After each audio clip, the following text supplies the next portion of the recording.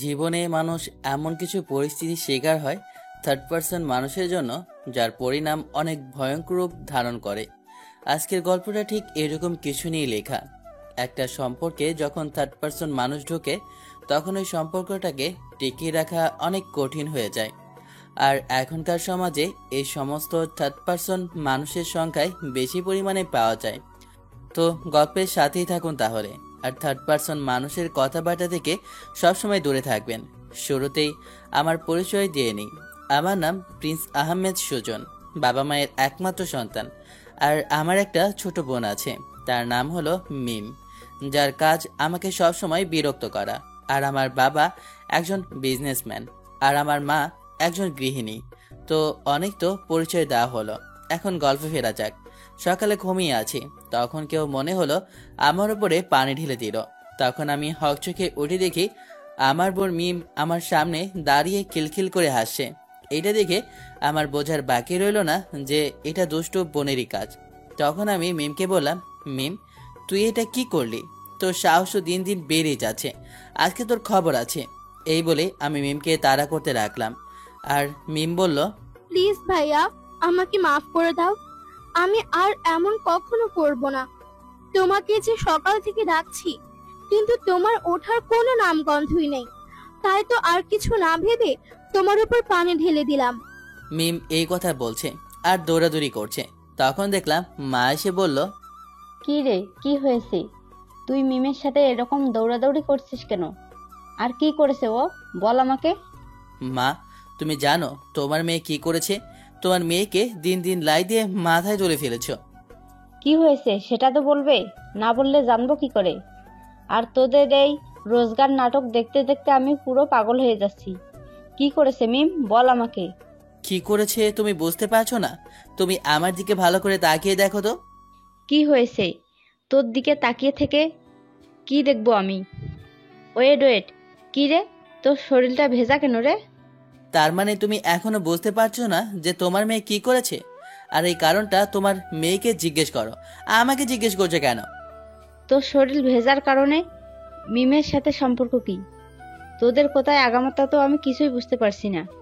Clear করে বলতো কি হয়েছে? হায় রে আম্মু, তোমাকে কি করে বোঝাবো বলো? তোমার মেয়ে আমার গায়ে পানি ঢেলে দিয়েছে, এখন বলো কেমনটা লাগে? কি বললি তুই? মিম এই কাজ করেছে?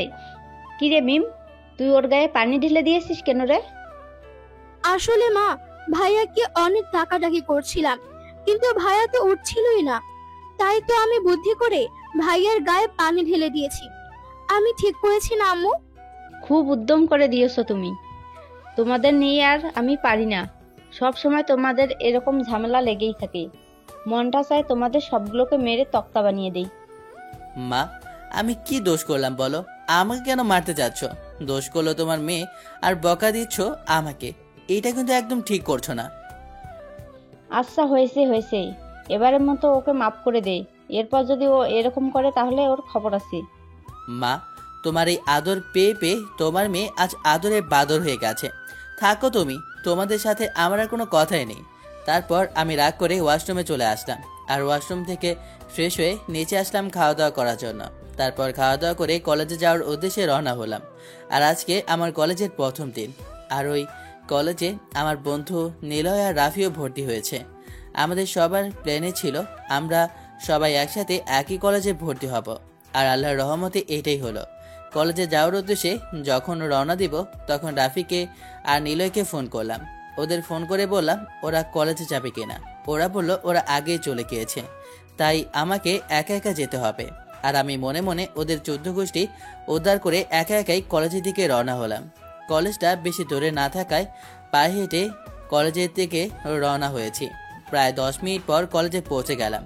গেটের সামনে আছি, দেখতে পেলাম কতগুলো মেয়ে বাইকের উপর বসে সবাইকে র্যাগিং করছে। আজকাল এই সমস্ত কাহিনী হারহামেশাই হয়ে চলেছে। আগে আমরা জানতাম ছেলেরা র্যাগিং করত, আর এখনকার জেনারেশনে মেয়েরা র্যাগিং করে। অবশ্য তাদের মেয়ে বললে ভুল হবে, তারা এখন প্যান্ট শার্ট পরে একদম ছেলেদের মতনই চলাফেরা করে। আর এইটাই কিনা আজকালকার ফ্যাশন। আমার আবার এই ধরনের ফ্যাশন একদম ভালো লাগে না। আর এই সমস্ত মেয়েদের দেখলে মেয়ে কম ছেলে লাগে বেশি। তো এবার গল্পে আসা যাক। আর আপনারা যারা এই সমস্ত প্যান্ট শার্ট পরে তাদের আর কি বলবো, তাদের বলার মতো কিছুই নেই। শুধু একটা কথাই বলবো, আল্লাহ ছাড় দেন কিন্তু ছেড়ে দেন না। এই সমস্ত ব্যয়াপনা ছেড়ে দিন, না হলে ওই হাসরের ময়দানে বলতে পারবেন কতটা জঘন্যতম কাজ করেছেন আপনারা। নিজের সৌন্দর্যকে হেফাজত করুন, আর নিজের সৌন্দর্য একমাত্র আপনার স্বামীর জন্যই বরাদ্দ। এই সৌন্দর্যগুলো পরপুরুষকে দেখানোর অধিকার আপনার নেই। পর্দা করুন, নেক আমল করুন, দেখবেন সব ভালো লাগবে।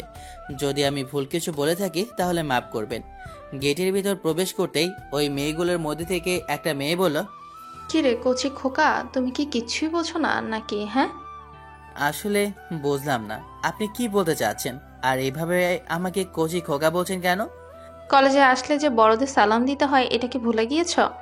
আরে অসভ্যদের মতো সালাম কালাম না দিয়ে কোথায় যাচ্ছ? দেখেন আপু, সরি, আসলে আপনি ভাইয়া না আপু তা আমি ঠিক বুঝতে পারলাম না।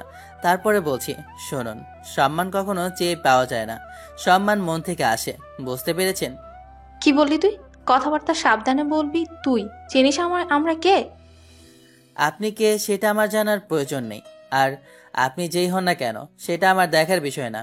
আর আমি যাকে তাকে সম্মান দেই না, যে সম্মান পাওয়ার যোগ্য তাকে আমি সম্মান দিই, কথাটা মাথায় রাখবেন। তখন পাশ থেকে আরেকটি মেয়ে বলল, কিরে হ্যান্ডসাম, তোর কথাবার্তার ধরনও দেখছি অন্যরকম। কিরে, তুই দেখতে তো সেই কচি ডাবের মতো, দেখলে কেমন নেশা ধরে যায়। একটু চেখে দেখবো নাকি তোকে? ছি ছি ছি ছি, এই অসভ্য মেয়ে কি বলেন? ছি ছি ছি ছি, এই অসভ্য মেয়ে কি বলেন এসব? আপনার ঘরে কি বাপ ভাই নাই? আর সম্মান দিয়ে কথা বলেন, এরকম অভদ্রদের মতো কথা বলছেন কেন? হ্যাঁ, লুচ্চা কোথাকার। আরে বাহ, কচি যা ডাব দেখে রেগে যেতেও পারে। আর শোন, ঘরে বাপ ভাই আছে কিন্তু জামাই তো আর নাই, তাই না? তোকে জামাই বানাবো, বুঝতে পেরেছিস? এই কথাগুলো বলে সবাই মিলে হাসাহাসি শুরু করে দিল, আর আমি মাথা নিচু করে ওইখান থেকে চলে আসলাম। আর ওরা সবাই ওইখানে হাসাহাসি করে বলছে, নীলা, একটা কথা যাই বলিস না কেন, ছেলেটা দেখতে কিন্তু কিউট আছে রে। দেখলে কেমন যেন নেশে লেগে যায়। ওই, এখন আজে বাজে কথা বাদ দিয়ে নতুন মুরগি খোঁজ। আচ্ছা ঠিক আছে। ওরা এভাবে কথা বলতে থাকে আর নতুন মুরগির খোঁজ করতে থাকে। আর এদিকে আমি ওদের কথায় তখন লজ্জা পেয়ে ক্লাসের দিকে চলে আসি। যদিও ক্লাসটা চিনতে পারছিলাম না, কিন্তু একজনের সাহায্য নিয়ে ক্লাসে চলে আসি।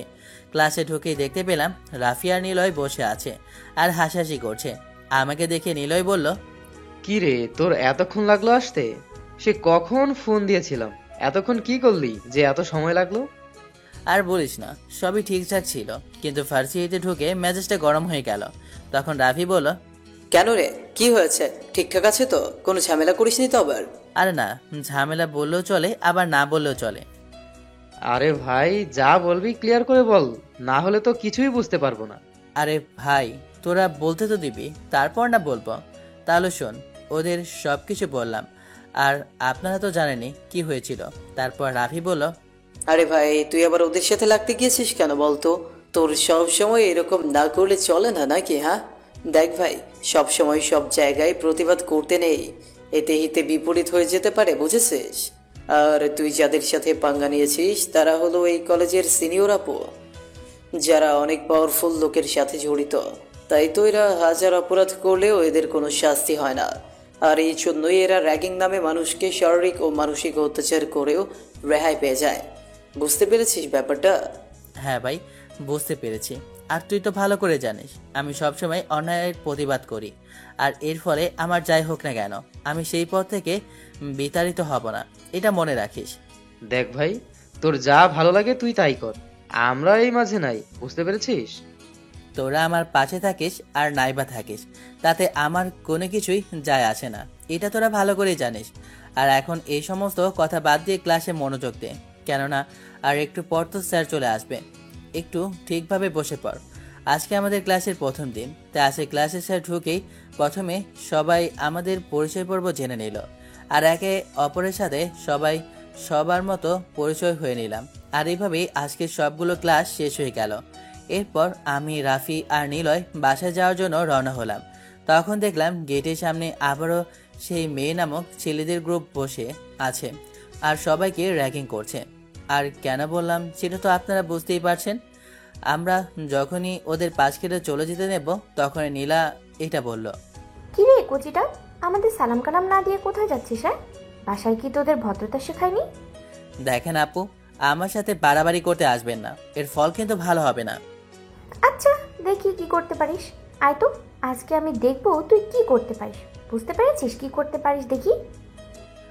আমি কিছু বলছি না দেখে নীলা আপু আমার কাছে চলে আসলো আর এসে আমার মুখের সামনে মুখ এনে বলল, কিরে, কথা বলছিস না কেন? কি করবি কর, নাকি এখন ভয় পাচ্ছিস? হ্যাঁ, দেখেন সংযত হয়ে কথা বলেন, আর আপনি কোনো বাঘ বা ভাল্লুক নন যে আপনাকে আমি ভয় পেতে যাব, বুঝতে পেরেছেন? আর আমি আপনার মতো মেয়েদের সাথে লাগতে ইচ্ছুক নই। আপনি আপনার মতো থাকুন আর আমাকে আমার মতো থাকতে দিন প্লিজ। আমার ব্যাপারে আপনি নাক গলাবেন না। আর আমি কি করব না করব আর কাকে সম্মান দেব না দেব সেটা তো একান্তই আমার ব্যাপার, বুঝতে পেরেছেন? কি বললি তুই? তোর সাহস তো দেখি অনেক বেশি। তখন ছেড়ে দিয়েছিলাম, বাট এখন ছেড়ে দেওয়ার কোনো প্রশ্নই আসে না। আর শোন, তুই এখনই কান ধরে উঠবস করবি, আর না করলে তোর খবর আছে। নীলা আপুর এই কথা শুনে আমার রাগের পরিমাণটা প্রচুর পরিমাণে বেড়ে গেল। তাই রাগের কারণে নীলা আপুর চুলের মধ্যে ধরে ডিরেক্ট কিস করে দিলাম। আর সবাই আমাদের দিকে ফ্যালফ্যাল করে তাকিয়ে আছে। আর নীলা আপু আমাকে ছাড়ানোর অনেক চেষ্টা করছে, কিন্তু চুলের মুঠি ধরে থাকার কারণে সরতে পারছে না। এইভাবে প্রায় 10 মিনিটের মতো কিস করে ছেড়ে দিলাম। তখন নীলা আপু হাঁপাতে লাগলো আর আমিও হাঁপাতে লাগলাম। কি করলি তুই? তোর সাহস হলো কি করে আমাকে টাচ করার? তোকে তো আমি... এই কথা বলে নীলা আপু আমার কাছে আসলো আমাকে থাপ্পড় মারার জন্য। আর যখনই আমাকে থাপ্পড় মারতে যাবে তখন আমি নীলার হাতটা ধরে পেছনের দিকে ঘুরিয়ে ওর কানে কানে বললাম, দেখ, আমার সাথে বাড়াবাড়ি করিস না। একবার বাড়াবাড়ি করার কারণে সবার সামনে তোকে কিস করলাম, আর একবার যদি বাড়াবাড়ি করিস তাহলে তোকে ডিরেক্ট ধর্ষণ করে তারপর ছাড়বো, বুঝতে পেরেছিস? আমি যতটা ভালো তত পরিমাণে আবার খারাপও, তাই আমার সাথে লাগতে আসিস না। কথাটা যেন তোর মাথায় থাকে। এর ফল তোকে ভোগ করতেই হবে, কথাটা মাথায় রাখিস। এটা বলে নীলা আপু তার সাঙ্গপাঙ্গ নিয়ে ওইখান থেকে চলে গেল। আর আমি আর রাফি আর নিলয় বাসায় যাওয়ার জন্য রওনা হলাম। তখন নিলয় আমাকে বলল, কি রে সুজন, তুই এটা কি করলি? তোর সাহস দেখে তো আমার অবাক হয়ে যাচ্ছি। সবার সামনে কিনা তুই নীলা আপুকে কিস করে দিলি? তোরা খুব ভালো করেই জানিস আমি কি পারি আর না পারি। আর এমনিতেও বলতে গেলে মেয়েটাকে প্রথম দেখায় আমার ভালো লেগে গিয়েছিল, তাই তো একটু চেখে দেখলাম যে মালটা কেমন, ফিটফাট আছে কিনা। কিরে শালা, কি বলিস তুই এগুলো? তোর মাথা কি ঠিক আছে? তুই তো দেখছি পুরাই নির্লজ্জ হয়ে গেছিস। কথা নেই বার্তা নেই সোজা কিস করে দিলে। আরে মামা, কি করবো বল? ওই তো আমার এতটা কাছে চলে এসেছিল যে আমার নেশা লেগে গিয়েছিল, আর ঠোঁটগুলো বারবার যেন ওর দিকে আমাকে টানছিল। তাই তো নিজেকে কন্ট্রোল করতে না পেরে ঠিক করেছি না ভুল করেছি এই মুহূর্তে যেন আমার মাথা কাজ করায় বন্ধ হয়ে গিয়েছিল, তাই তো এমনটা করে ফেলেছি। সবই বুঝলাম, তা চেক করে কেমন বুঝলি সব ঠিকঠাক আছে তো? আরে ভাই, কি বলবো তোদের, এতটা নরম আর সব যে পুরো কামড়িয়ে খেয়ে ফেলতে ইচ্ছে করছিল। দেখলি না আমি কেমন মাতাল হয়ে যাচ্ছিলাম। এক মুহূর্তে যেন আমি ওর ভিতরে ডুবে যেতে চেয়েছিলাম, বাট নিজেকে সংযত করে অনেক কষ্টে ওর থেকে ছাড়িয়ে নিয়েছি। ও একটা মাতাল করা জিনিস রে ভাই, যে করেই হোক ওকে আমার করে পেতেই হবে। আর এই জন্যই তো আমার সিগনেচারটা ওই ঠোঁটে দিয়ে রাখলাম, বুঝতে পেরেছিস? আরে ভাই, তুই কবে থেকে এমন প্রেমিক পুরুষ হয়ে গেলি রে? তোকে তো আগে কখনো এমন দেখিনি। দিন দিন যেন তুই কেমন হয়ে যাচ্ছিস। তোর ভেতরে যেন মনে হয় কোনো রহস্য লুকিয়ে আছে। কি রে ভাই, তুই মেয়েটাকে কি আগে থেকে চিনিস নাকি সত্যি করে বলতো? কেননা চেনা নাই জানা নাই, তুই তো আর হুট করে ওই মেয়েটাকে এভাবে কিস করতে পারিস না, তাই না? কিছু তো একটা কাহিনী আছে, সব খুলে বলতো ভাই। তোরা যেহেতু ধরতেই পেরেছিস তাহলে তারা বলছি তোদের। ও হলো আমার আম্মুর বান্ধবীর মেয়ে, আর ওকে আমি আগে থেকে চিনি। ও আমার ছোটবেলার খেলার সাথী ছিল, বুঝতে পেরেছিস? তোরা তোরা আমাকে বুঝতে পেরেছিস তোরা? ও আমাকে না চিনতে পারলেও আমি ওকে ঠিকই চিনতে পেরেছি, কারণ আমি একদিন আম্মু আর আন্টির কথা বলতে শুনেছিলাম। আর তখনই দেখতে পেয়েছিলাম নীলা আন্টির সাথে কথা বলতে বলতে হুট করে ভিডিও কলের সামনে চলে আসে। আর এটা আমি দেখে ফেলেছিলাম, বুঝতে পেরেছিস? আর সত্যি কথা বলতে ও ছোটবেলা থেকেই আমার মনের কোঠায় জায়গা করে নিয়েছিল। বাট এরকম পোশাক দেখে অনেক রাগ হয়ে গিয়েছিল ওর ওপর, তাই তো ওর সাথে এমন করা। মামা, এতক্ষণে তাহলে লাইনে এসেছ?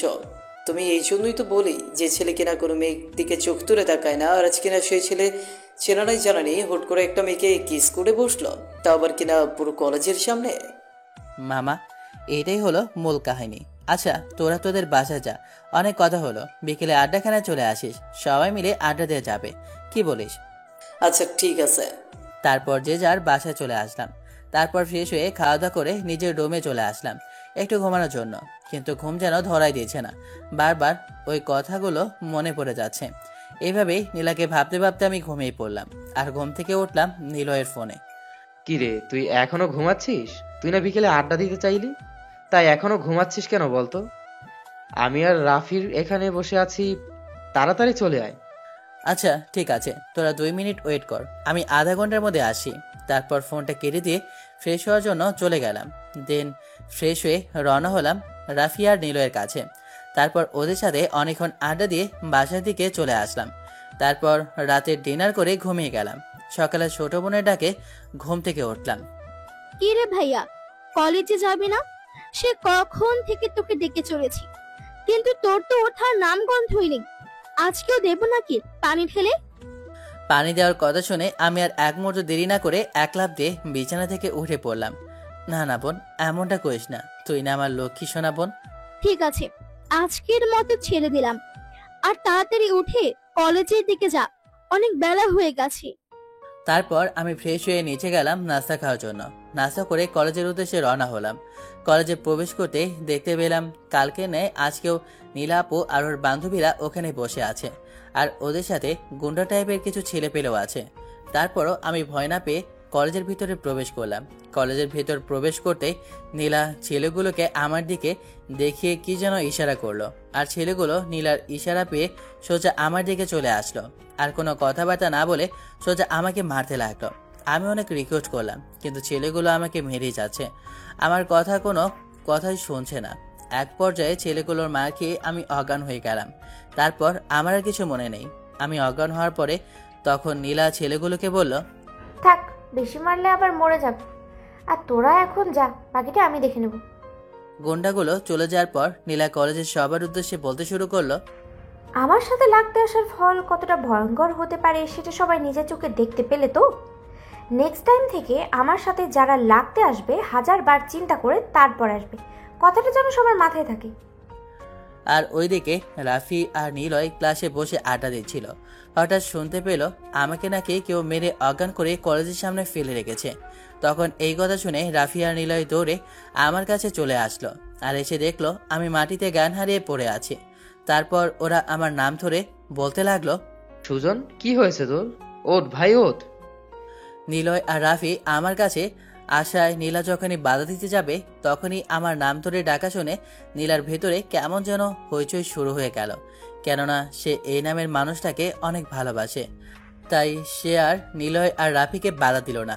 নিলয় আর রাফি অনেকক্ষণ আমাকে ডাকাডাকি করলো। যখন দেখলো আমার জ্ঞান ফিরছে না তখন তারা আমাকে কোলে করে নিয়ে হসপিটালে চলে আসলো। তারপর আমাকে ভর্তি করানো হলো। আর ওইদিকে এই সুজন নামটা শুনে আমার কেমন যেন লাগছে, কেমন যেন মনে হচ্ছে ও আমার খুব কাছের কেউ। আমার কেন এত কষ্ট হচ্ছে? আমার তো ওর প্রতি রাগ হওয়ার কথা, যে কিনা আমার প্রিয় মানুষটার জিনিসে হাত দিয়েছে। আমাকে ছোঁয়ার অধিকার একমাত্র আমার প্রিয় মানুষটার, আর ও কিনা আমার সেই প্রিয় মানুষটার জিনিসে হাত দিয়ে বসেছে। তাহলে ওর উপরে আমার রাগ হচ্ছে না কেন? উফ, মনে হয় আমি পাগল হয়ে যাব। নীলা বাসায় গিয়ে এই সকল কথা ভাবতে ভাবতে ঘুমিয়ে যায়। আর এদিকে আমার এই অবস্থার কথা শুনে আম্মু আমার এখানে চলে আসে, আর এসে অনেক কান্নাকাটি শুরু করে দেয়। রাফি আর নিলয় আম্মুকে অনেক সান্ত্বনা দেয়, বাট আম্মু যেন কোনোভাবেই মেনে নিতে পারছে না। তখন আম্মু রাফিকে জিজ্ঞেস করলো কি করে হয়েছে এমন, আর কে করেছে আমার ছেলের সাথে এমন বাজে কাজ। তখন রাফি আম্মুকে সত্যিটা না বলে মিথ্যা বলল, কেননা রাফি তো জানে যে নীলা আমার এমন অবস্থা করেছে, আর আরও এটাও জানে যে আমি নীলাকে কতটা ভালোবাসি। আর এই বিষয়গুলো যদি আমার আম্মু জানতে পারে তাহলে অনেক সমস্যা হতে পারে। তাই আমার আম্মুকে রাফি মিথ্যা বলল। আসলে আন্টি আমরা কিছু জানি না। আমরা দেখলাম সুজন অজ্ঞান হয়ে মাটিতে পড়ে আছে, আর আমরা ওর কাছে গিয়ে জানতে পারলাম ওখানকার লোকেরা বলল কিছু গুন্ডার সাথে সুজনের কি যেন ঝামেলা হয়েছিল, আর ওই ঝামেলা জেরে সুজন কিভাবে মারা হয়েছে।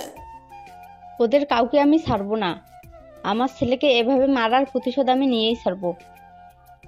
তখন আম্মু আব্বুকে ফোন দেয়। আব্বুকে ফোন দেওয়ার পর আব্বুকে সবকিছু খুলে বলে।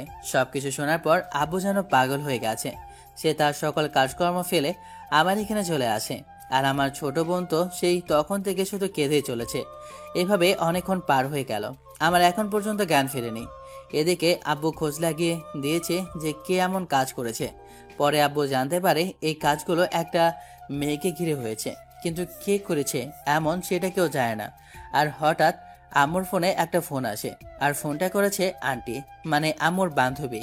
কি রে বান্ধবী, কি খবর তোর? এখন তো দেখি খোঁজ খবর নেওয়া ছেড়েই দিয়েছিস। আর তোর ছেলের কি খবর? তখন আমার আম্মু কান্না করে দেয়, আর তখন আন্টি বলা শুরু করে, কি রে, কি হয়েছে? এভাবে কান্না করছিস কেন? বল আমাকে কি হয়েছে। তখন আম্মু সবকিছু খুলে বলল। সব শুনে আন্টি বলল, কি করে হয়েছে এসব, আর কে করেছে তা কিছু জানতে পেরেছিস? তা জানতে পারিনি, শুধু এটুকু জানতে পেরেছি একটা মেয়ে এসব করেছে। কোথায় আছিস এখন, আর কোন হাসপাতালে? এই হাসপাতালে আছে। আচ্ছা তুই থাক, আমি এখনই আসছি। এদিকে নীলার আম্মু আমার এই করুণ অবস্থার কথা শুনে কান্না শুরু করে দিয়েছে। নীলার আম্মুর কান্না শুনে নীলার ঘুম ভেঙে যায়, আর বাইরে এগিয়ে এসে দেখে নীলার আম্মু কান্না করছে আর তড়িঘড়ি করে রেডি হচ্ছে। তখন নীলা এসে ওর আম্মুকে জিজ্ঞেস করলো, কি হয়েছে আম্মু, তুমি এভাবে কান্না করছো কেন? আর কারো কিছু হয়ে গেছে নাকি? নীলার আম্মু নীলার কথা শুনে তার আম্মুর মুখের ভাষা যেন হারিয়ে গেছে। সে কি বলবে কিছু বুঝতে পারছে না। সে নিজেকে একটু সংযত করে তারপর নীলাকে বলল, আসলে হয়েছে কি, তুই আমার বান্ধবীর ছেলেকে চিনিস না, যে তোর খেলার সাথী ছিল, মানে প্রিন্স আহমেদ, সুজনের কথা বলছি। নীলা ওর আম্মুর মুখে আমার এমন কথা শুনে নীলা কিছুটা ঘাবড়ে যায়, আর মনে মনে বলতে থাকে, ওর কিছু হলো না তো? আমার আবার মনটা কেমন যেন ব্যাকুল হয়ে আছে। আর আমার সন্দেহ কি ঠিক হয়ে যাবে? আবার না, এটা হতে পারে না। না না না না। আম্মু, আম্মু কি হয়েছে পুরোটা বলো। হ্যাঁ চিনবো না কেন? ওকে যেন কারা অনেক মেরেছে, আর ওর অবস্থা অনেক ক্রিটিক্যাল, আর আমি ওখানে যাব। কি বললে তুমি? না, এটা হতে পারে না। আম্মু বলো, তুমি যা বলছো সব ভুল বলছো। ভুল এর কিছুই হতে পারে না, তাই না? নীলার আম্মু নীলার কথা শুনে তার আম্মুর মুখের ভাষা যেন হারিয়ে গেছে। সে কি বলবে কিছু বুঝতে পারছে না। সে নিজেকে একটু সংযত করে তারপর নীলাকে বলল, আমার এমন অবস্থার কথা শুনে নীলা কান্না করে যাচ্ছে। আর নীলার আম্মু এটা জানে যে নীলা আমাকে ভালোবাসে, কিন্তু ওর আম্মুকে বলে না। কিন্তু কথায় আছে না, মায়েদের মন তো সব কিছুই জানে। নীলার এমন কান্না দেখে নীলার আম্মু নীলাকে সান্ত্বনা দিচ্ছে আর বলছে, দেখ মা, এমন পাগলামি করিস না, আর তাড়াতাড়ি রেডি হ, ওর ওখানে যেতে হবে। নীলার কান্না যেন থামছেই না, নীলা যেন পাগল হয়ে যাচ্ছে। তারপর ওর আম্মুর সাথে নীলা তড়িঘড়ি করে হসপিটালে চলে আসলো। হসপিটালে এসে দেখতে পেল আমার আব্বু, আম্মু আর আমার বোন, আর পাশে রাফি আর নিলয় দাঁড়িয়ে। এটা দেখে সে বুঝতে পারলো যে সে নিজের পায়ে নিজে কত বড় কোড়াল মেরেছে। আর ওইদিকে রাফি আর নিলয় দেখতে পেল যে নীলা কান্না করছে। আর যখন কিছু বলতে যাবে তখন সবাই এখানে থাকায় কিছু বলল না। আর এইদিকে নীলা মনে মনে বলছে আর কান্না করছে, আমি কি করে পারলাম এমনটা করতে? যাকে আমি এতটা ভালোবাসি, যার জন্য আমি এতটা বছর ধরে অপেক্ষা করে আছি, আর আজ আমি তাকে কিনা কিভাবে মারতে পারলাম? কিভাবে পারলাম আমি এটা করতে? এদিকে আমার জন্য সবাই যেন পাগল হয়ে গেছে। তার একটু পর অপারেশন রুম থেকে ডাক্তার বের হয়ে বলল, দেখুন, আপনাদের রোগীর ইমিডিয়েটলি 1 ব্যাগ রক্ত লাগবে। আপনারা যত দ্রুত পারেন রোগীর রক্তের ব্যবস্থা করুন। তখন রাফি বলল, ডাক্তার আপনি বলেন ওর রক্তের গ্রুপ কি? আমরা এখনই ইমার্জেন্সি ম্যানেজ করছি। রোগীর রক্তের গ্রুপ ও পজিটিভ, আর আপনারা এখনই যত দ্রুত পারেন ওর জন্য 1 ব্যাগ রক্তের ব্যবস্থা করুন। তখন পাশ থেকে নীলা বলল, ডক্টর, আপনার যত রক্ত লাগে আমার থেকে নিন। আমার রক্ত ও পজিটিভ, কিন্তু তারপর ওকে বাঁচানোর ব্যবস্থা করুন। তখন ডাক্তার বলল, দেখুন, বাঁচানোর মালিক আল্লাহ, আর আমরা শুধু ওসিলা মাত্র। তাই আপনারা সবাই আল্লাহকে বেশি বেশি ডাকেন, আর আপনি আমাদের সাথে আসুন। ঠিক আছে ডক্টর, চলুন। তারপর নীলার থেকে রক্ত নিয়ে ডাক্তার আমাকে রক্ত দিল। রক্ত দেওয়ার কয়েক ঘন্টা পর আমার জ্ঞান ফিরে আসলো।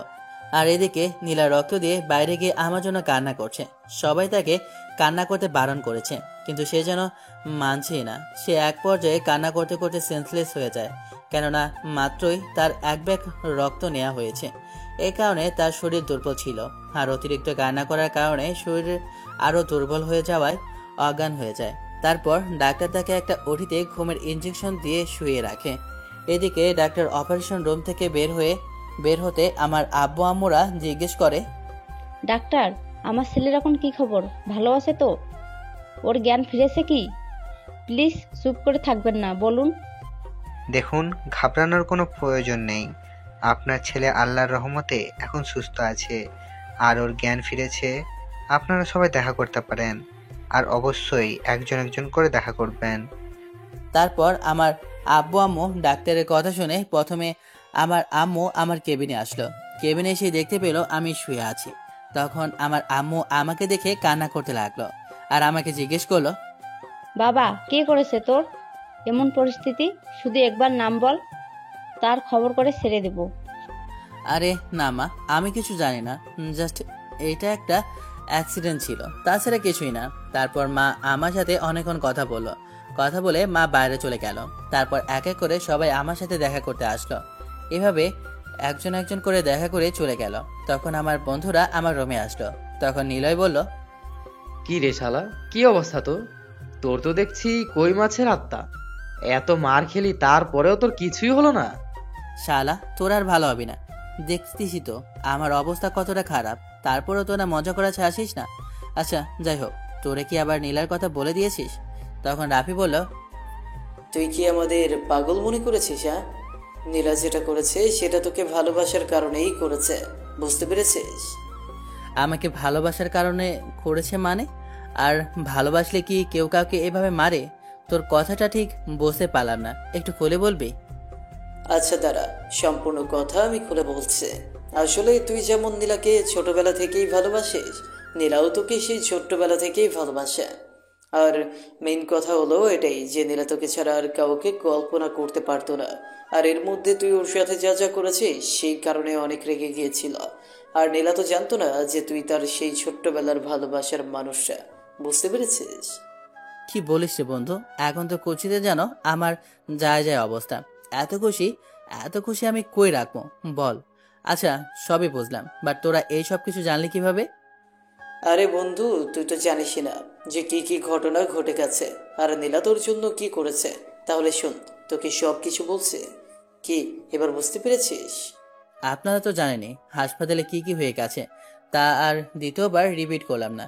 কি বলিস বন্ধু, এত কিছু হয়ে গেছে? আর নীলা কোথায়? ওকে তো দেখছি না। দেখবি কি করে, সে তো তোর জন্য কান্না করতে করতে আর তোকে রক্ত দেওয়ার কারণে সেন্সলেস হয়ে গেছে, আর পাশের কেবিনে ওকে রাখা হয়েছে। ও আচ্ছা, বুঝতে পেরেছি। ওদের সাথে কথা বলতেছিলাম আর ওইদিকে নীলার জ্ঞান ফিরে যায়।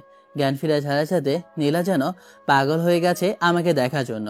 তারপর সে দৌড়ে বাইরে আসে, আর এসে দেখতে পায় সবাই কেমন যেন চিন্তামুক্ত হয়ে বসে আছে। আর এটা দেখে নীলা ওইখানে গিয়ে সবাইকে জিজ্ঞেস করে যে আমি কেমন আছি। তারপর সবাই বলল আমি এখন ভালো আছি। এটা শুনে যেন নীলার ধরে প্রাণ ফিরে আসে। তারপর নীলা দৌড়ে আমার কেবিনে চলে আসে। এসে দেখে আমি রাফি আর নীলয়ের সাথে কথা বলছি। তখন আমরা পেছনে তাকিয়ে দেখলাম নীলা দাঁড়িয়ে আছে। তখন আমি রাফি আর নীলয়কে ইশারা করলে ওরা নীলাকে দেখার পর আমাকে ইশারা করে ওরা বাইরে চলে যায়। আর নীলা আমার কাছে আসে, আর আমি নীলাকে দেখে মুখটা ঘুরিয়ে নিই। এটা দেখে নীলা বুঝতে পারে আমি অভিমান করে আছি। তখন নীলা আমার কাছে এসে পাশে রাখা একটা চেয়ারে বসে আমার দিকে ঘুরে আমাকে জিজ্ঞেস করলো, কি রে, তুই আমার উপরে রাগ করে আছিস? কি করব বল, আমার যে আর করার কিছু ছিল না। আর আমি তো জানতাম না যে তুই আমার ভালোবাসা। আমি শুধু এটা জানতে পারলাম, তাহলে তোকে আঘাত করতাম না। আমার এই জীবন যৌবন তো শুধু তোর জন্যই বরাদ্দ করে রেখেছিলাম আমি, আর এখনও রেখেছি। কিন্তু মাঝখান থেকে তোর ওই আচরণে আমি অনেক কষ্ট পেয়েছিলাম। আর অনেক রাগও হয়েছিল, কারণ তখন তো আর আমি জানতাম না যে তুই আমার ছোটবেলার ভালোবাসা। প্লিজ আমার উপরে রাগ করে থাকিস না। আমি এখনো কোনো কথা বলছি না, অভিমান করে আছি। আসলে অভিমান করে নেই, শুধু নীলাকে দেখানোর জন্য অভিমান করে আছি। আমি তো নীলাকে তখনই মাফ করে দিয়েছি যখন রাফির মুখে নীলার সম্পর্কে এসব কথা শুনেছিলাম। আর আমি মুগ্ধ হয়ে গিয়েছিলাম যে একটা মেয়ে কিনা আমার জন্য ছোটবেলা থেকে তার সবকিছু বরাদ্দ করে রেখে দিয়েছে।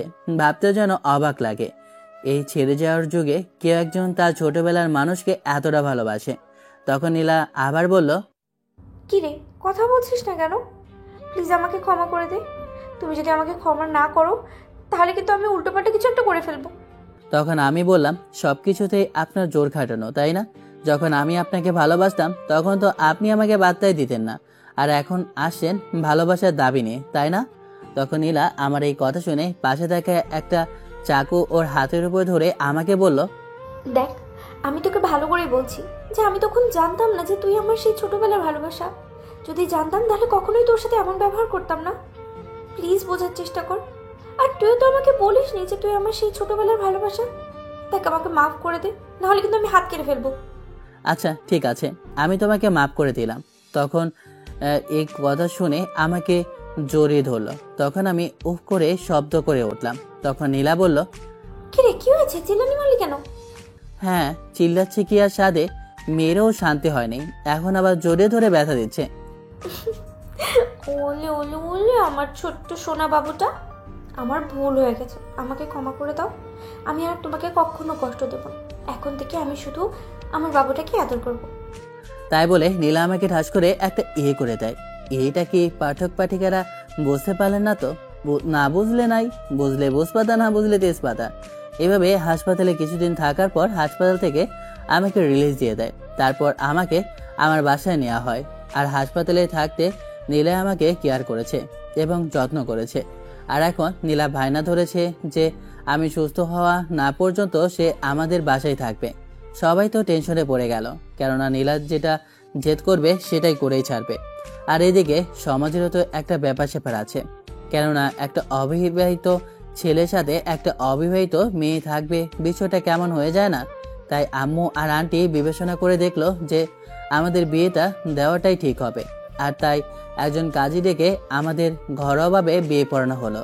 এই বিয়েতে আমি যেমন খুশি, নীলাও তেমন খুশি। আমি আর নীলা বাসর করে বসে আছি।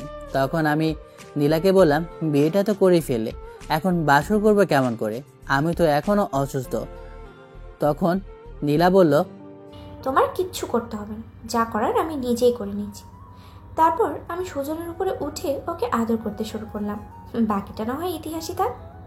আর পাঠক পাঠিকারা, আপনাদের কি লজ্জা করে না এভাবে অন্যজনের বাসর করা দেখতে? এতই যখন বাসর করার শখ, তাহলে আপনারা তো বিয়ে করে নিয়েই পারেন। এইটা তুমি করতে পারলে? আজ আমি অসহায় বলে তুমি আমার সাথে এমনটা করতে পারলে? কেন সোনা, কি করেছি তোমাকে? বলো বলো, কি করেছি তোমাকে? তুমি সিনিয়র হয়ে আমার মতো বেঁচে ছেলের সাথে এরকম কাজটা কি করে করতে পারলে?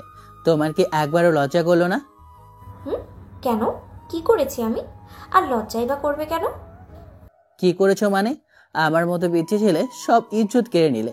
এখন আমি এই মুখ কি করে সবাইকে দেখাবো বলো?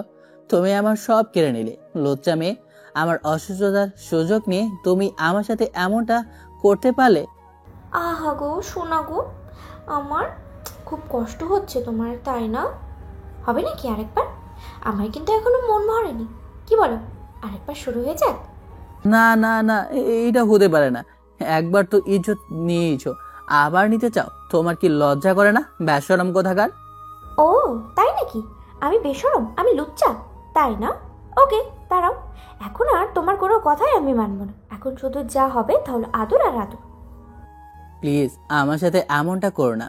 আমি পিচ্ছি একটা ছেলে, এবারের মতো আমাকে ছেড়ে দাও প্লিজ প্লিজ। যদিও আমি মনে মনে চাইছিলাম নীলা আমাকে আবার আদর করো, কিন্তু আমি তা প্রকাশ করছিলাম না। তখন নীলা বলল, আহা গো সোনা, তুমি যত যাই বলো না কেন, আমি তোমার কোনো কথাই শুনতে রাজি নেই। কেননা আমি তোমাকে আমার নামে দখল করে নিয়েছি। এখন আমি শুধু আমার ভালোবাসাটা আদর করে নেব, আর তুমি শুধু চেয়ে চেয়ে দেখবে। বুঝতে পেরেছো? এটাকে বলে আমি আবারও সুজনের উপরে ঝাঁপিয়ে পড়লাম। তারপর আবারও পাখিটা ইতিহাস হয়ে রইল। তখন আমাকে সে বলল, তুমি কি আমাকে মেরে ফেলবে? কেন জান, কি হয়েছে বলো? তোমার কি ভালো লাগেনি নাকি আরেকবার লাগবে বলো? তুমি কি পাগল হয়ে গেছো? তোমার কি হয়েছে বলো তো?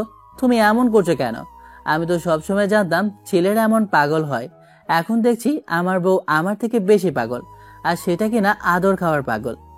কি করব বলো জান, আমার সব কিছু শুধু তোমার জন্যই সঞ্চয় করে রেখেছিলাম, আর এখন তো তোমাকে পেয়ে গেছি, তাই আমার সব কিছু তোমাকে উজাড় করে দিয়ে তোমাকে আদর করছি। আর আমি তো তোমাকেই আদর করছি, তাই না? অন্য কাউকে তো আর করছি না। আরে সবই বুঝলাম, কিন্তু আমি যে অসুস্থ এটা কি তুমি ভুলে গেছো? আমি আগে সুস্থ হয়ে নিই, তারপর তোমার যত আদর লাগে আমি তোমাকে পুষিয়ে দেব। বুঝতে পেরেছো? ঠিক আছে জান, তুমি যা বলবে তাই হবে। আর শোনো, তুমি সুস্থ হওয়ার আগে আমি কিন্তু নিজেকে আটকে রাখতে পারবো না, তাই আমাকে মাঝে মাঝে আদর করতে হবে। আর যখন তুমি সুস্থ হবে তখন তো আমি সারাদিনই তোমার আদর খাবো। বুঝতে পেরেছো? পাগলি একটা। কেউ যে আদর খাওয়ার জন্য এতটা পাগল হয় তোমাকে না দেখলে বুঝতেই পারতাম না। হ্যাঁ, পাগলি, শুধু তোমার পাগলি। আর তোমার জন্য আমি যা খুশি তাই করতে পারি, এই জীবনটাও দিয়ে দিতে পারি। বুঝতে পেরেছো? সব তো সামনে। আমি যদি ওই দিন তোমার আসল পরিচয়টা জেনে নিতাম, তাহলে আর তোমাকে এমন বিছানায় পড়ে শুয়ে থাকতে হতো না। আরে পাগলি, কান্না করছো কেন? তুমি যা করেছো তা তো কোনো ভুল করনি। আমার জায়গায় যদি অন্য কেউ হতো তাহলে তুমি এমনটাই করতে, সেটা আমি খুব ভালো করে জানি। আর মেয়েদের সম্মান করা উচিত। আর আমি তো তোমাকে অসম্মান করেছি, সবার সামনে তোমাকে কেস করেছি। সত্যি বলতে আমি তোমাকে ভালোবাসি বিদায় তোমাকে কেস করেছি, কিন্তু আমি জানতাম না যে তুমি আমাকে ভালোবাসো। যদি জানতাম তাহলে আমি আমার আসল পরিচয়টা তোমাকে আগেই দিয়ে দিতাম। আর এরপর থেকে যেন এই কথাটা একবারও মুখে না আনো। বুঝতে পেরেছো? যা হবার তা হয়ে গিয়েছে। আচ্ছা ঠিক আছে। এভাবে আমাদের দিনগুলো খুব ভালোভাবেই কাটতেছিল, কিন্তু কথাই আছে না, কারো ভালো কারো সহ্য হয় না। আমাদের ভালোবাসাও কারো চোখে যেন বিষের ছায়া হয়ে গেল, আর সবাই যেন আমাদের ভালোবাসা দেখে জেলাস ফিল করছিল। তবুও সব ঠিকঠাকই ছিল, কিন্তু হঠাৎ করে একটা ভুল বোঝাবুঝি আমাদের জীবনটাকে অতিষ্ঠ করে তুলেছিল, যা এখন গল্পের সাথে থাকলেই বুঝতে পারবেন। আমাদের ভালোবাসাটাও 8-10টা মানুষের মতোই ঠিকঠাক ছিল, আমাদের ভালোবাসায় কোনো কমতে ছিল না। কিন্তু হঠাৎ একদিন ঘটে যায় এক ভয়াবহ অধ্যায়। তো চলুন, কি হয়েছিল তা গল্পের সাথে থেকেই জেনে আসি। আমি নীলা প্রতিদিন আজও আমি ভার্সিটিতে যাওয়ার জন্য রওনা হলাম। ভার্সিটিতে যাওয়ার পর আমি আমার ক্লাসে চলে গেলাম, আর নীলার ক্লাসে চলে গেল। আর হ্যাঁ, আরেকটা কথা, আমি কিন্তু এখন পুরোপুরি সুস্থ হয়ে গেছি। আর সুস্থ না হলে কি ভার্সিটিতে আসা পসিবল হতো, তাও আপনাদের জন্য উল্লেখ করা। আমি আমার ক্লাসে প্রবেশ করতেই রাফিয়া নিলয়ের পাশাপাশি গিয়ে বসলাম। তখন রাফিয়া নিলয় আমাকে বলল, কিরে মামা, তুই দিন দিন এত ফুলতেছিস কেন রে? পাম বড়ি টড়ি খাস নাকি রে? আগে কেমন শুকনো ছিলি আর এখন কেমন জানি দিনকে দিন মোটা হয়ে যাচ্ছিস। কাহিনীটা কি বলতো? আরে মামা, এটা হলো ভিটামিন ভালোবাসা। বেশি আদর আর ভালোবাসা পেলে মানুষ এমনি মোটা হয়ে যায়, বুঝতে পেরেছিস? আর তুই বুঝবি কি করে? তুই তো এখনো বিয়েই করিসনি। শালা, গায়ে হাত দিয়ে কথা বলবি না, মেরে একদম তক্তা বানিয়ে দিব। ওই শালা, আমি এবার তোকে কখন গায়ে হাত দিলাম রে? ওই হইল একটা, তুই আমাকে খোটা দিয়ে কথা বলতেছিস সেটা মিন করে বললাম, গায়ে হাত দিয়ে কথা বলতেছিস। তো যাই হোক, তুমি মোটা হও বন্ধু, আমার এখন এত তাড়াতাড়ি মোটা হওয়ার দরকার নেই। আমার যখন দরকার হবে তখন আমি মোটা হব নে। শালা, তুই জীবনেও বিয়ে করতে পারবি না, তোকে বরদোয়া দিয়ে দিলাম। আইসে আমার দোয়ালা, একটা কথা মনে রাখিস, শকুনের দোয়ায় কখনো গরু মরে না। তার মানে তুই বলতে চাইছিস তুই গরু? কথাটা খারাপ বলিসনি, আসলে তুই একটা আস্ত গরুই, সারাক্ষণ শুধু হাম্বা হাম্বা করিস। তাই নাকি? হ্যাঁ আচ্ছা, মানলাম আমি গরু, কিন্তু তুই যে শকুন এটা কি ভুলে যাচ্ছিস? আমি তখন কি বলেছি ভালো করে মাথায় ঢুকিয়ে নে তো। আমি তো কি বলেছি যে শকুনের দোয়ায় গরু মরে না। এখন বোঝ তাহলে, গরু যদি আমি হই, শকুনটা তাহলে কে? ওরে শালা বাটপার, তোকে তো আমি কি যে করব আমি নিজেও জানি না। আমার এই কথা শুনে রাফি দৌড়াতে লাগলো, আর আমি ওর পেছনে পেছনে দৌড়াতে লাগলাম। দৌড়ানোর এক পর্যায়ে আমি একটা মেয়ের সাথে ধাক্কা খেয়ে তার উপরে পড়ে গেলাম। আর আমি উঠে মেয়েটাকে বললাম, আই এম সরি, আমি আসলে ইচ্ছে করে আপনার উপরে পড়িনি, প্লিজ কিছু মনে করবেন না। আচ্ছা ঠিক আছে, নো প্রবলেম। Thank you. আর আপনি কি এখানে নতুন নাকি? এর আগে তো মনে হয় আপনাকে ভার্সিটিতে কখনো দেখিনি। জি, আমি এই ভার্সিটিতে নতুন, আজকেই ফার্স্ট আসলাম এই ভার্সিটিতে। ও, এজন্যই তো আপনাকে চিনতে পারলাম না। তা আপনার নামটা কি জানতে পারি? জি, আমার নাম পাখি ইসলাম। আর আপনার নাম? জি, আমি প্রিন্স আহমেদ সুজন, সবাই সুজন বলেই ডাকে। বাহ, আপনার নামটা তো অনেক সুন্দর। তো কে দিয়েছে আপনার এই নামটা? যদি বলি আমি, তাহলে কি আপনি খুব বেশি অবাক হবেন? হ্যাঁ, অবাক হবারই তো কথা। কেননা আপনি আপনার নাম কিভাবে দেবেন, যদি একটু বলতেন। আচ্ছা ঠিক আছে, বলছি। আর হ্যাঁ, আমার অডিয়েন্স আপনারাও শুনে নেন। আমার নাম প্রিন্স আহমেদ সুজন দেওয়া আমার নিজেরই। মূলত সুজন নামটা আমার আগে ছিল, আর প্রিন্স আহমেদ নামটা আমি নিজেই রেখেছি। এই নামটা হলো আমার ছদ্মনাম। আর আমার অনলাইন প্ল্যাটফর্মে যারা আছে তারা সবাই আমাকে প্রিন্স আহমেদ নামেই চেনে। আর খুব কম সংখ্যক মানুষই আছে আমার রিয়েল নামটা জানে। তো আশা করি আপনারা সবাই বুঝতে পেরেছেন। ও, ভালো তো। বাট আপনার নামটা কিন্তু আসলেই জোর। ফ্লার্ট করছেন? ফ্লার্ট করেও কোনো লাভ হবে না। আরে ফ্ল্যাট করবো কেন, আমি তো সিরিয়াসলি বলছি। তো যাই হোক, আপনি কোন ইয়ারে পড়েন? আমি ফার্স্ট ইয়ারে পড়ি। আর আপনি কি আমাকে একটু ক্লাসরুমটা দেখিয়ে দেবেন? আরে বাহ, আমিও তো ফার্স্ট ইয়ারে। তাহলে তো আমরা সেম ব্যাচ প্লাস সেম এজেরই হব, তাই না? আরে তাই নাকি? আমারও আপনাকে দেখে ঠিক একই রকম মনে হচ্ছিল। তো যাই হোক, আমাকে একটু ক্লাসরুমটা দেখিয়ে দেবেন?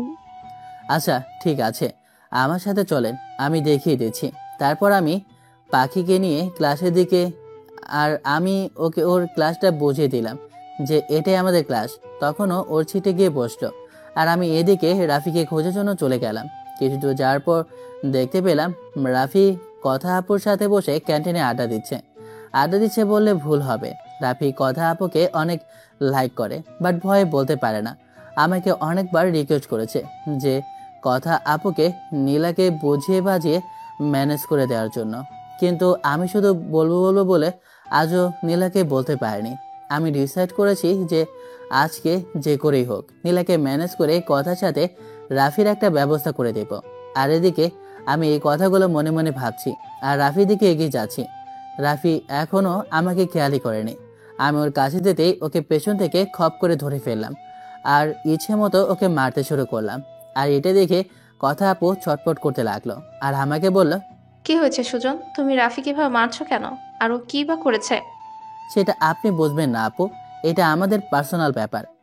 ঠিক আছে, তোমরা তাহলে মারামারি করো, আর আমি আমার মতো যাই। ঠিক আছে আপু, বাই। তারপর কথা আপু চলে গেল আর আমি এখনো রাফিকে মারতে লাগলাম আর বললাম, শালা তোর জন্য আজকে আমার সাথে কি হতে চলেছিল জানিস? আরে শালা, কি হয়েছে যে তুই আমাকে এইভাবে পাগলের মতো মারছিস? তাহলে শোন, তখনকার ঘটনা রাফিকে খুলে বললাম।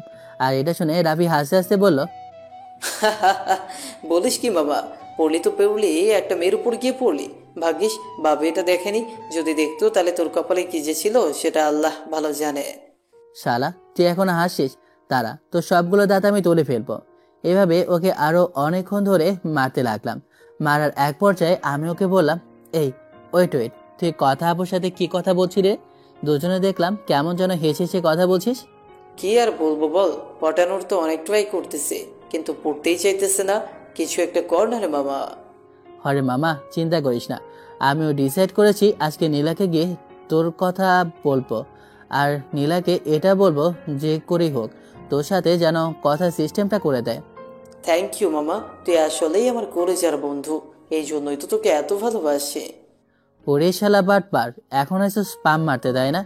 ভাই যতই পাম মারিস না কেন, পামে কোনো কাজ হবে না। আমার টিট চাই, বুঝতে পেরেছিস? যদি টিট না দেস তাহলে তোর কপালে যে কি আছে সেটা তুই নিজেও জানিস না। আরে মামা, এটা নিয়ে তোর প্যারা নিতে হবে না, চল আজকেই তোকে আমি ট্রিট দিব। কি বলিস রে মামা, যেই রাফি কিনা আজ পর্যন্ত একটা সিগারেট কিনেও খাওয়ায়নি, আর আজ সেই ছেলে কিনা আমাকে ট্রিট দেবে, এগুলো কি ভাবা যায়? বন্ধু, তুই কি আমাকে কোনোভাবে ইনসাল্ট করছিস? না, সম্মান দিতেছি। তোর সম্মানটা আমার কাছে কেমন যেন ইনসাল্ট মনে হচ্ছে। বাট তুই যাই বলিস না কেন, ট্রিট তো তোদের আজকে দিবই, কেননা তুই আমার এত বড় একটা উপকার করবি, আর আমি যদি অমানুষের মতো তোদের ট্রিট না দিই তাহলে কেমন দেখা যায় না? থাক মামা, তুই আর এত বড় বড় কথা বলিস না। তোর কথা শুনে এখন তো আমি কেঁদে দিব। তারপর রাফির সাথে আরো মজা মাস্তি করে ক্লাসে চলে আসলাম আর নিলয়কে সব খুলে বললাম। সব শুনে বেচারা হাইহুস করতেছে, কারণ সবারই সবকিছু হয়ে যাচ্ছে, কিন্তু নিলয়ের কিছু হচ্ছে না। তাই বেচারা মন খারাপ করে বসে আছে।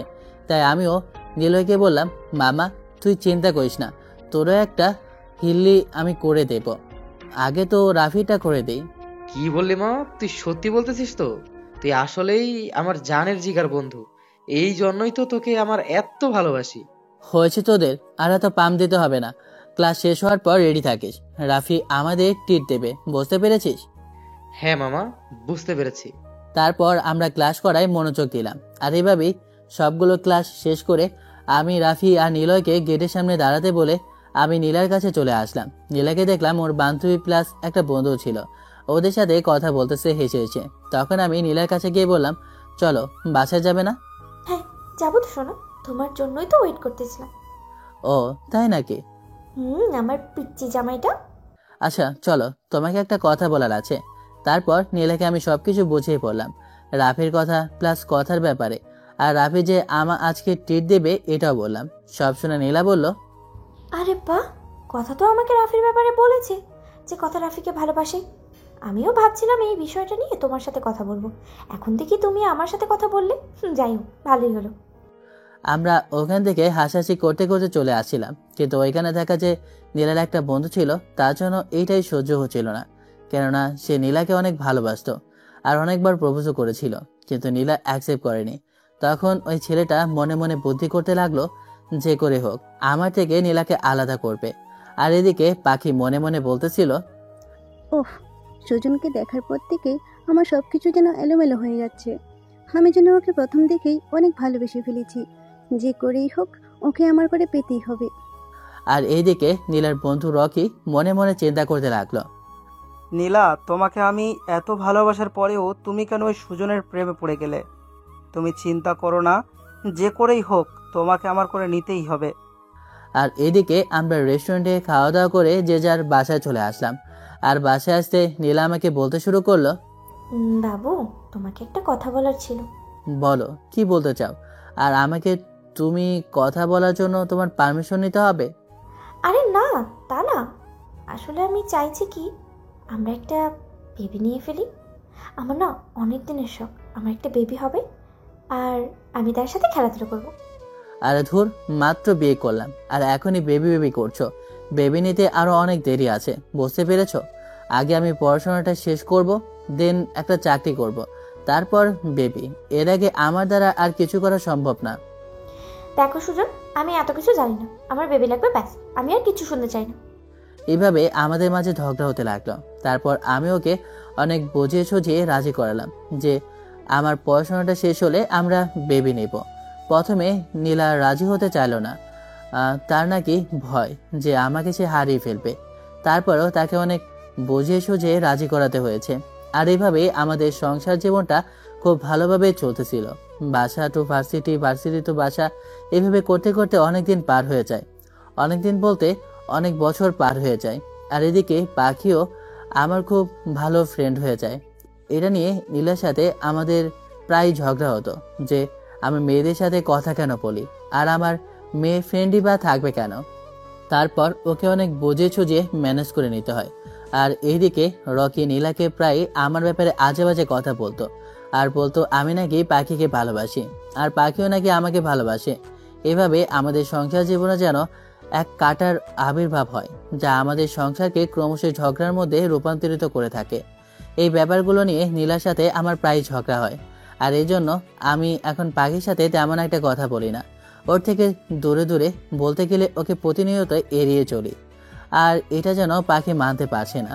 সে আমার সাথে অনেকভাবে কথা বলার ট্রাই করে, কিন্তু আমি তাকে বারবার এড়িয়ে চলি। তো হঠাৎ একদিন পাখি ডিসাইড করে আমাকে প্রপোজ করবে। তো যেই ভাবা সেই কাজ। তো আমি ওই দিন ভার্সিটিতে প্রবেশ করতেই পাখি সোজা এসে আমার সামনে হাঁটু গেড়ে বসে বলতে শুরু করে, জানি না সুজন, তুমি এই কথাগুলো কেমন ভাবে নেবে। আসলে সত্যি বলতে আমি তোমাকে ছাড়া কোনো কিছুই ভাবতে পারছি না। আমার মনে শুধু তোমারই বসবাস। সারাক্ষণ যেন তোমাকে নিয়ে আমি ডুবে থাকি। আমি তোমাতে এতটাই মুগ্ধ, যে আমি অন্য কিছু আর চিন্তা করতে পারি না। আর তুমি আমাকে প্রতিনিয়ত এড়িয়ে চলছো, এটা যেন আমাকে অবাধ্য করে তুলছে তোমার কাছে আসার জন্য। তাই তো আর না পেরে তোমাকে আমি বলতে বাধ্য হচ্ছি যে আমি তোমাকে আমার নিজের থেকেও বেশি ভালোবাসি। প্লিজ আমাকে ফিরিয়ে দিও না, আমি যে তোমাকে না পেলে মরে যাব। তখন আমি পাখিকে সোজা করে উঠিয়ে বললাম, দেখো পাখি, তোমার মনে কি চলছে তা আমি বুঝতে পেরেছি, কিন্তু তোমাকে আমার একটা কথা বলার হয়নি। আসলে আমি বিবাহিত, আর ওই যে পাশে দেখছো না যে মেয়েটা কান্না করছে, ও হলো আমার ওয়াইফ। আর ও আমাকে হারানোর ভয়ে এভাবে কান্না করছে, কিন্তু ও তো আর জানে না যে আমি ওকে কতটা ভালোবাসি। তাই তো আজ আমি সবার সামনে বলতে চাই, হ্যাঁ আমি বিবাহিত। আর হ্যাঁ, আমি শুধু নীলাকেই ভালোবাসি, আর নীলাকে ছাড়া আমি কাউকে কল্পনা করতে পারি না। আমার এই জীবনে যতটুকু প্রাণ আছে সবটুকু জুড়ে শুধু নীলা আর নীলার বসবাস। আশা করি পাখি তুমি কথাটা বুঝতে পেরেছ। কি বলছো তুমি এগুলো? তুমি বিবাহিত? হ্যাঁ, আমি বিবাহিত, আর আমি অনেক আগে নীলাকে বিয়ে করে ফেলেছি। কিন্তু এই বিষয়টা আমি কাউকে জানাইনি। আমার খুব ক্লোজ কাউকে ছাড়া এই বিষয়টা জানানো হয়নি। আর এটাই হয়তো বা আমার জীবনে সব থেকে বড় ভুল হয়েছে, যার মাসুল আজ আমাকে দিতে হচ্ছে। ভুল তুমি করোনি, ভুল আমি করেছি। আমি তোমাকে প্রতিনিয়ত অবিশ্বাস করেছি আর প্রতিনিয়ত তোমাকে দূরে ঠেলে দিয়েছি। প্লিজ আমাকে মাফ করে দাও, আমি আর জীবনেও তোমাকে অবিশ্বাস করব না। এবারের মতো আমাকে মাফ করে দাও, প্লিজ জান, আমাকে মাফ করে দাও। এই কথাগুলো বলতে বলতে নীলা আমার পা জড়িয়ে ধরে কান্না করতে লাগলো। আমি ওকে বুকে জড়িয়ে নিয়ে বলতে লাগলাম, আরে পাগলি, তুমি এমন পাগলামি শুরু করলে কেন? আমি তোমার উপরে কখনো রাগ করিনি। আর ভালোবাসার মানুষের উপরে কি রাগ করে থাকা যায়? আমিও তোমার উপর রাগ করে থাকতে পারিনি সোনা। I love you. নীলা আপু, আমাকে মাফ করে দিবেন। আমি জানতাম না যে আপনাদের বিয়ে হয়ে গিয়েছে, আর জানলে আমি কখনো আপনাদের মাঝে আসতাম না।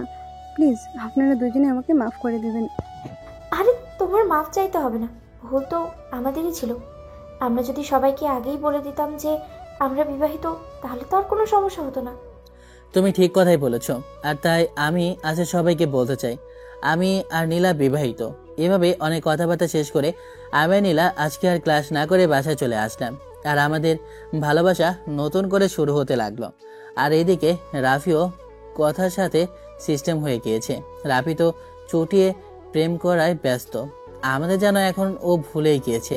এ নিয়ে রাফিকে সারাক্ষণ আমি, নীলা আর নীলয় ওকে খোঁটা দিয়ে যাচ্ছি। আর এদিকে এরপর থেকে পাখির সাথে আমার আর খুব একটা কথাবার্তা হয় না, কারণ নীলা আমাকে কঠোরভাবে হুঁশিয়ার দিয়ে দিয়েছে আমি যেন পাখির সাথে আর কথা না বলি। আমিও নীলার কথার অবাধ্য হই না। আর এদিকে পাখি মনে মনে ঠিক করে, সুজন, তুমি আমাকে যতই অ্যাভয়েড করো না কেন, আমি ঠিক একদিন না একদিন তোমাকে আমার করেই ছাড়বো। ওইদিকে রকি এখনও প্রতিনিয়ত নীলাকে বলে যায় যে সে নীলাকে ভালোবাসে, কিন্তু নীলা বারবার বোঝানোর পরেও রকি যেন বুঝতে চায় না। এজন্য নীলা এখন রকির সাথে কথা বলা বাদ দিয়ে দিয়েছে। আর অন্যদিকে নিলয় আমাকে প্রতিনিয়তই বলতেছে তার একটা ব্যবস্থা করে দেওয়ার জন্য। আর আমি ওকে বললাম, ভাই তুই কাউকে পছন্দ কর, তারপর আমি তোরটা দেখতেছি। কিন্তু নিলয়ের কাউকে পছন্দ হয় না। এখানে এক মুসিবতে পড়ে গেছি। এইভাবেই দেখতে দেখতে নীলার পড়াশোনাটা শেষ হয়ে যায়। অনার্সটা কমপ্লিট হয়ে যায়। আর এখন সে বায়না ধরেছে সে আর পড়াশোনা চালিয়ে যাবে না।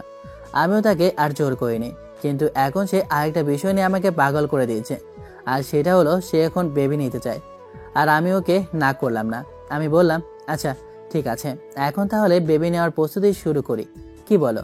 আরে বেবি নিতে হলে আবার কিসের প্রস্তুতি? আরে বেবি নিতে হলে যে বেশি বেশি আদর করতে হয় সেটা কি ভুলে গেছো? আদর না করলে কি বেবি আকাশ থেকে পড়বে নাকি? ও তাই? তাহলে আসো, আমি তোমাকে আদর করছি।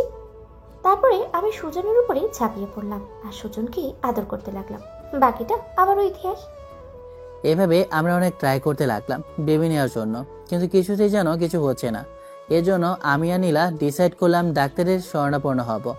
আর যেই বাবা সেই কাজ, নীলাকে ফার্স্টে ডাক্তার দেখানো হলো। ডাক্তার বলল সব ঠিকঠাক আছে। এরপর পালা আসলো আমার। আর হ্যাঁ, আমার কিন্তু এখন পড়ালেখা শেষ, আর আমি একটা জবও করি। আর এদিকে আমি ডাক্তারের কাছে যাওয়ার পর দেখতে পেলাম ডাক্তারের জায়গায় পাখি বসে আছে। এটা দেখে আমি যেন আরো অবাক হয়ে গেলাম। তারপর পাখির সাথে কৌশল বিনিময় করলাম। তারপর এক পর্যায়ে পাখিকে সবকিছু বললাম। সবকিছু শুনে পাখি আমার সকল চেক আপ করালো। চেক আপ করানোর পর আমাকে বলল যে আমি নাকি কখনো বাবা হতে পারবো না। এটা শুনে আমার মাথায় যেন আকাশ ভেঙে পড়ল। তারপরও আমি নিজেকে শক্ত করে বাসায় এসে পড়লাম, আর বাসায় কাউকে কিছু না জানিয়ে ব্যাপারটা গোপন করে রেখে দিলাম। এভাবে অনেক দিন পার হয়ে গেল। আমি ভেতরে ভেতরে যেন শেষ হয়ে যাচ্ছিলাম।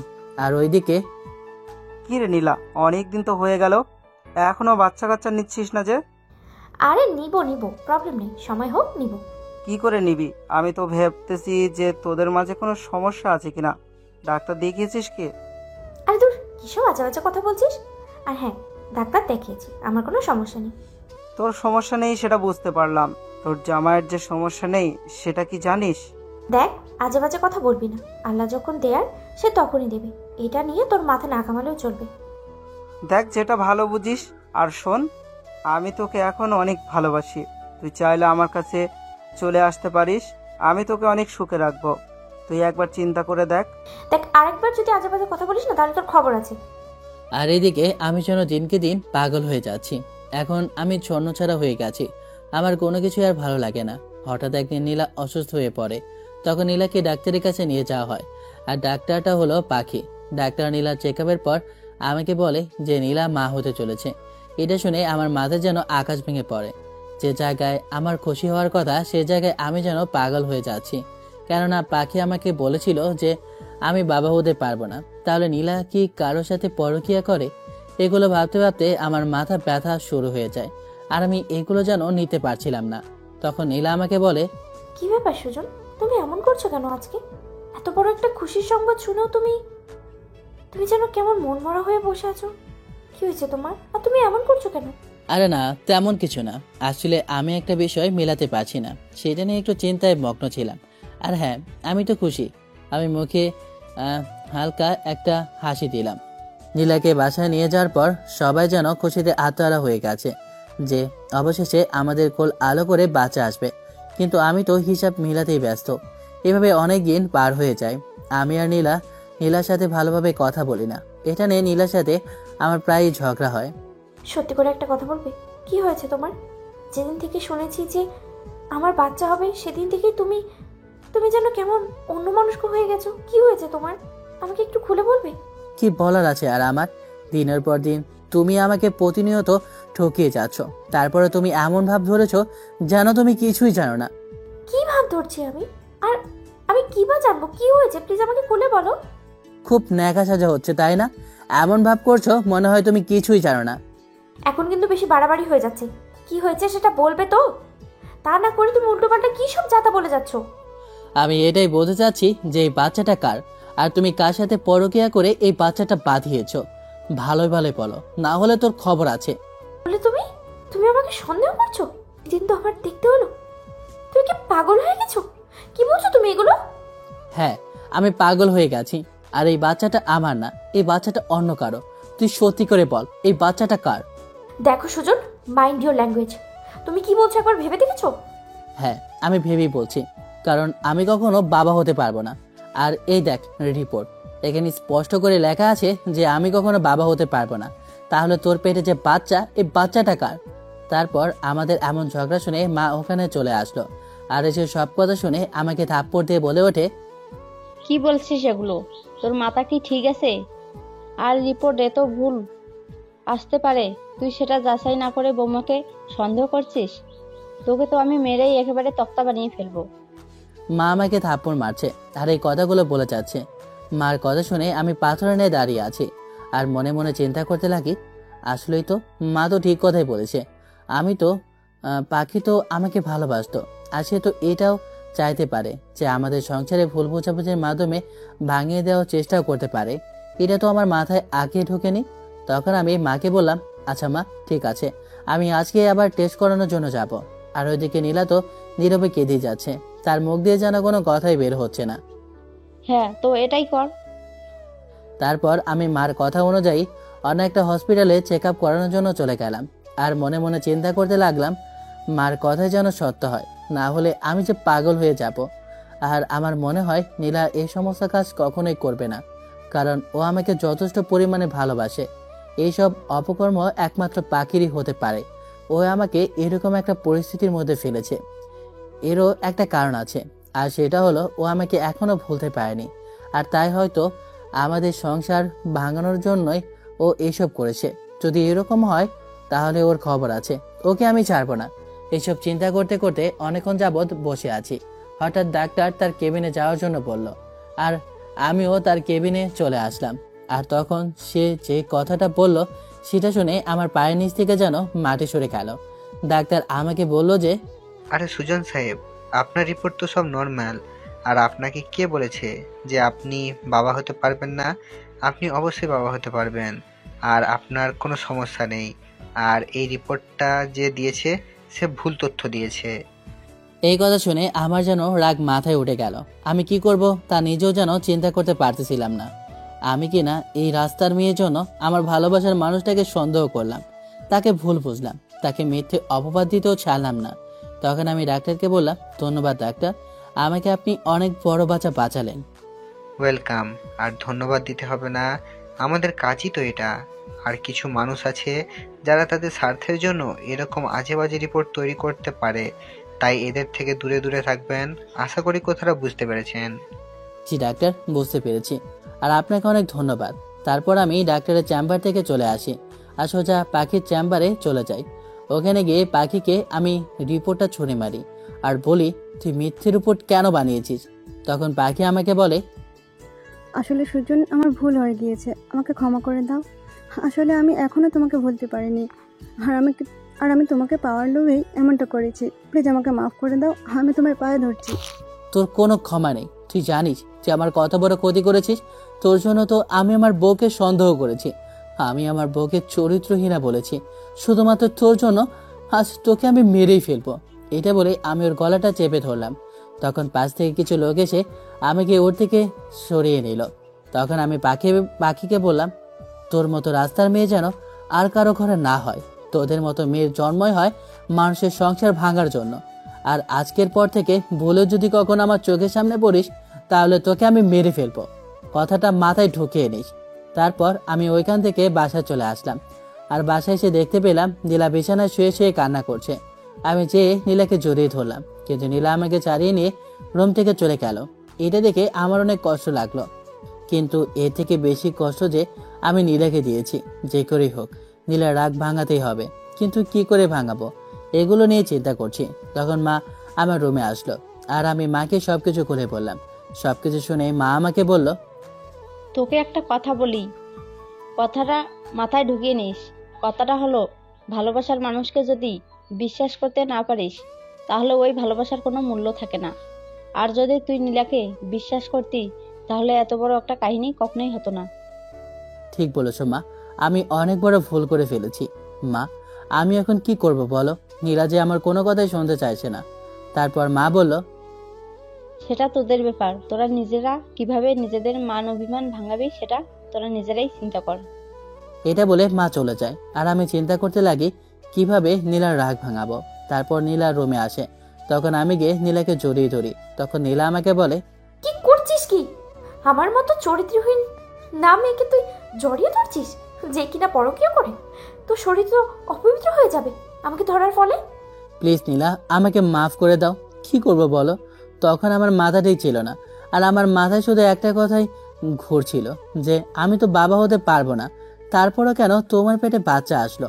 আর কোথা থেকেই বা আসলো বলো? এই জায়গায় আমার কি করা ছিল? সব তো পাখি করেছে। পাখি করেছে মানে? পাখি কি করেছে? তারপর আমি সবকিছু খুলে বললাম। সবকিছু শুনে নীলার চোখ দুটো যেন লাল হয়ে গেছে। হনহন করে পাখির কাছে যাওয়ার জন্য তৈরি হতে লাগে। তখন আমি নীলাকে জড়িয়ে ধরে বলি, হারে পাগলি, রাগ করো না, ওর ডোজ আমি ওকে দিয়ে এসেছি। তোমার কিছু করতে হবে না, তুমি শুধু আমাকে ভালোবাসলেই হবে। না, আমি তোকে ভালোবাসি না, আর তোকে ভালোবাসার প্রশ্নই আসে না। তোকে আমি বাকি কথা বলার আগেই সুজন আমাকে কিস করতে শুরু করলো। আমিও রেসপন্স দিতে লাগলাম। এক পর্যায়ে আমি সুজনকে পাগলের মতো আদর করতে লাগলাম, আর আস্তে আস্তে সুজনের মাঝেই হারিয়ে যেতে লাগলাম। বাকিটা না হয় ইতিহাসেই থাক। তো পাঠক পাঠিকারা অনেক তো রাগ, অভিমান, রোম্যান্টিক অত্যাচার আর রোম্যান্টিক রাগ ভালোবাসা দেখলেন। এবার তো একটু লজ্জা শরম করেন। নিজেরা তো বিয়ে করতেছেনই না, আবার অন্যের আদর খাওয়ার দিকে কুদৃষ্টি দিচ্ছেন। বলি, আপনাদের কি লজ্জা করে না? লজ্জা থাকলে সবাই বিয়ে করে না, তাহলে বুঝবেন আসল মজা। তো ভালো থাকবেন, সুস্থ থাকবেন, আল্লাহ হাফিজ। আর আমাদের জন্য অনেক দোয়া করবেন।